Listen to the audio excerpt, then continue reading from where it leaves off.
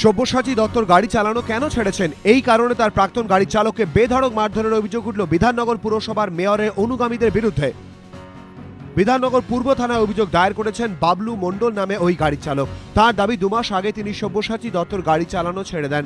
তার নিজের একটি অটো আছে, সেটাই তিনি চালাবেন বলে ঠিক করেন। তার অভিযোগ, সল্টলেকে অটো চালকদের একটি সিন্ডিকেট তাকে অটো চালাতে বাধা দেয়। বলে অটো চালাতে হলে 70,000 টাকা দিতে হবে এবং আবার সব্যসাচী দত্তর গাড়ি চালাতে হবে। শুক্রবার সকালে অটো স্ট্যান্ডে গেলে সব্যসাচী দত্তর অনুগামী বলে পরিচিত 10 থেকে 15 জন বাবলু মণ্ডলের ওপরে চড়াও হয় বলে অভিযোগ।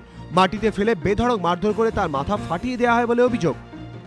বিধাননগরের মেয়র সব্যসাচী দত্তর প্রাক্তন গাড়ি চালক বাবলু মণ্ডলকে বেধড়ক মারধর। অভিযোগ, তৃণমূল কংগ্রেসের কর্মীরা আজকে সকাল 9:30 নাগাদ করুণাময়ী মোড়ে অটো স্ট্যান্ডের সামনে বাবলু মণ্ডলকে বেধড়ক মারধর করে। 2 মাস আগেকার এই ঘটনা চলছে। 2 মাস আগে আমি 25শে ডিসেম্বর ডিউটি ছেড়ে দিই সব্যসাচী দত্তর, এবং ছেড়ে দেওয়ার পরে 1 ঘন্টার মাথায় আমার অটো রুটটা ড্রাইভার চালাচ্ছিল বন্ধ করে দেওয়া হয়। না কেন না, তোমাকে কি কথা বলতে হবে, গাড়ি চালাতে হবে, নাহলে তুমি গাড়ি চালাতে পারবে না। তৃণমূল বিধায়ক তথা বিধাননগর পুরসভার মেয়র সব্যসাচী দত্তের সঙ্গে এ বিষয়ে যোগাযোগ করা হলে তিনি মারধরের ঘটনা নিয়ে কিছু বলতে চাননি।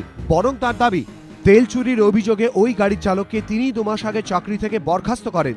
কিন্তু তাহলে আবার তাকে কাজে যোগ দেওয়ার জন্য চাপের অভিযোগ উঠল কেন, খতিয়ে দেখছে পুলিশ। প্রকাশ সিনহা ও রঞ্জিত সাউ, এবিপি আনন্দ, কলকাতা।